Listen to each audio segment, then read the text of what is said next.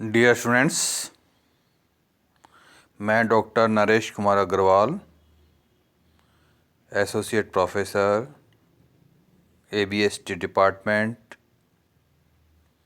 Government girls college Chomu. Students, मैं आज आपको रिग्रेशन के बारे में बताऊंगा। रिग्रेशन का मतलब क्या है, रिग्रेशन की उपयोगिता क्या है, रिग्रेशन इक्वेशंस और रिग्रेशन लाइंस क्या हैं, रिग्रेशन इक्वेशंस के आधार पर कैसे हम वैल्यू कैलकुलेट करते हैं। स्टूडेंट, हमने इससे पहले सहसंबंध वाले चैप्टर में दो श्रेणियों के बीच में संबंध कैसा है, धनात्मक है, ऋणात्मक है, या संबंध उच्च स्तरीय है, निम्न स्तरीय है, मध्यम स्तरीय है, पूर्ण सहसंबंध है या सहसंबंध का अभाव है, इसके बारे में आपको बताया था। लेकिन सहसंबंध में कमी रह जाती है कि उच्च सहसंबंध, मध्यम स्तरीय या किसी प्रकार का सहसंबंध ज्ञात होने के बाद भी हम ये नहीं कह सकते हैं कि यह कारण है और यह परिणाम है, अथवा एक मूल्य यह होने पर दूसरा संभावित मूल्य क्या होगा यह नहीं कह सकते। कौन सा मूल्य आश्रित मूल्य है, कौन सा स्वतंत्र मूल्य है, ये भी नहीं कह सकते हैं। इस कमी को दूर करने के लिए प्रतिगमन का प्रयोग किया जाता है। प्रतिगमन में हम ये देखते हैं कि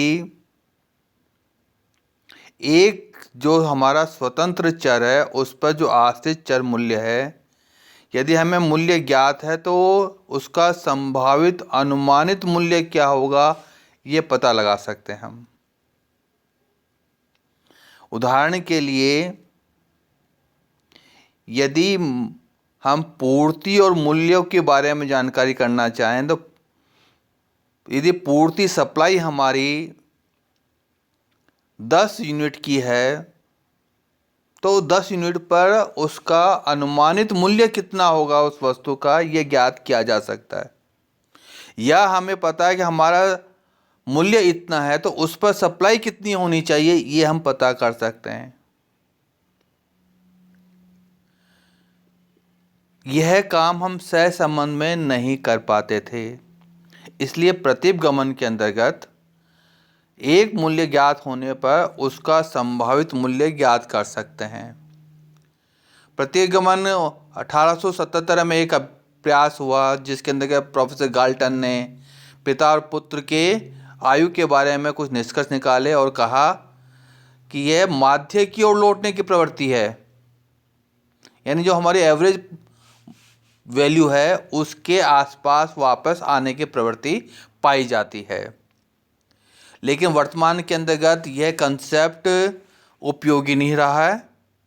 अब ये कहा जाता है कि प्रतिगमन सांख्यिकी विश्लेषण की वह विधि है जिसके द्वारा एक चर के किसी ज्ञात मूल्य से संबंधित दूसरे चर का संभावित मूल्य अनुमानित किया जाता है। यानी ये हमारी स्टैटिस्टिक्स की एक ऐसी मेथड है जिसके अंतर्गत एक मूल्य ज्ञात होने पर हम दूसरा संभावित मूल्य ज्ञात कर सकते हैं। अभी आपको बताया जैसे किसी विद्यार्थी के इकोनॉमिक्स में 100 नंबर में से 80 नंबर आते हैं, तो हम कह सकते हैं अकाउंटेंसी में 100 नंबर में से उसके कितने नंबर आएंगे इसका अनुमान लगाया जा सकता है। यही प्रतिगमन है। प्रतिगमन की सहायता से एक श्रेणी में परिवर्तन होने पर दूसरी श्रेणी में होने वाले संभावित परिवर्तनों को ज्ञात किया जा सकता है। तो स्टूडेंट्स, आपने इसका अर्थ आप अच्छी तरह समझ लिया होगा कि प्रतिगमन एक अनुमान लगाने की विधि है जिसमें एक मूल्य ज्ञात होता है, दूसरा उसका संभावित मूल्य हम लोग ज्ञात कर सकते हैं। इस कारण आर्थिक क्षेत्र, व्यवसायिक क्षेत्र, सामाजिक क्षेत्र, जहाँ पर हमें अनुमान की आवश्यकता होती है, वहाँ पर प्रतिगमन का उपयोग किया जा सकता है। सरकार कुछ निर्णय लेने के लिए प्रतिगमन का उपयोग करती है। जैसे कृषि क्षेत्र की बात करें हम, तो कृषि क्षेत्र में हमारे पास में कितना उत्पादन हम यदि हम चाहते हैं तो हमें खाद बीज की कितनी व्यवस्था करनी पड़ेगी, यह अनुमान लगाया जा सकता है। यदि हमने पूंजी इतनी लगाई तो हमारी बिक्री कितनी होगी या लाभ कितना होगा हमारा, यह अनुमान लगाया जा सकता है। तो व्यावसायिक क्षेत्र में, सामाजिक क्षेत्र में, आर्थिक क्षेत्र के अंतर्गत हम प्रतिगमन का उपयोग करके अधिक कुशलता के साथ कार्य संपादित कर सकते हैं। स्टूडेंट, प्रतिगमन के बारे में सामान्य क्वेश्चन पूछा था कि प्रतिगमन रेखाएं कितनी होती हैं। तो प्रतिगमन रेखाओं के बारे में कह सकते हैं, प्रतिगमन रेखाएं दो संबंधित श्रेणियों को ग्राफ पेपर के मूल्य पर अंकित करें हम, यदि जो हमें डॉटेड लाइंस प्राप्त होंगी उनके बीच में जो दो संभावित रेखाएं हमको नज़र आती हैं या हमको उनके मध्य में से गुजरती हुई दो रेखाएं होती हैं, वह प्रतिगमन रेखाएं कहलाती हैं। क्योंकि एक स्वतंत्र मूल्य अथवा दूसरा आश्रित मूल्य, या हम ये कह सकते हैं एक आश्रित मूल्य दूसरा स्वतंत्र मूल्य, इसलिए हमेशा प्रतिगमन रेखाएं दो होती हैं। और प्रतिगमन रेखाएं रेखीय भी हो सकती हैं, एक सीधी रेखा हो या कर्व लेते हुए भी रेखा हो सकती है। इससे हमारे समीकरण पर कोई फर्क नहीं पड़ता है। इसी कारण हम कह सकते हैं कि जब दो रेखाएं होती हैं तो दो समीकरण होंगे, एक x ऑन y होगा, दूसरा y ऑन x होगा। या दो समीकरण होने के कारण से हम ये कह सकते हैं दो प्रतिगमन रेखाएं होंगी, एक x ऑन y पर y के लिए, एक y ऑन x के लिए। ये समीकरण सामान्यतः हम काम लेते हैं x ऑन y के लिए, जिसमें x का मूल्य हमें ज्ञात करना होता है, y का मूल्य हमको दिया हुआ रहता है। y ऑन x के अंतर्गत y का मूल्य हमें ज्ञात करना होता है और x का मूल्य हमको दिया हुआ रहता है। वह समीकरण हमने a प्लस b x और y का प्रयोग किया, जहाँ पर x और y का मतलब क्या है, a और b का क्या मतलब है, ये हम प्रतिगमन समीकरण पढ़ेंगे उस समय आपको इन दोनों का अर्थ बताऊंगा। अब प्रतिगमन समीकरण के बारे में हम चर्चा कर लेते हैं। प्रतिगमन समीकरण एक चर मूल्य के आधार पर दूसरे चर का संभावित मूल्य ज्ञात करने के लिए बीजगणितीय विधि का प्रयोग, यह प्रतिगमन समीकरण कहलाता है। यानी बीजगणित विधि में जो हम समीकरण काम लेते हैं वह समीकरण यहाँ पर भी काम लेंगे। तो दो समीकरण होंगे, एक x ऑन y के लिए, जैसा मैंने पहले भी बताया।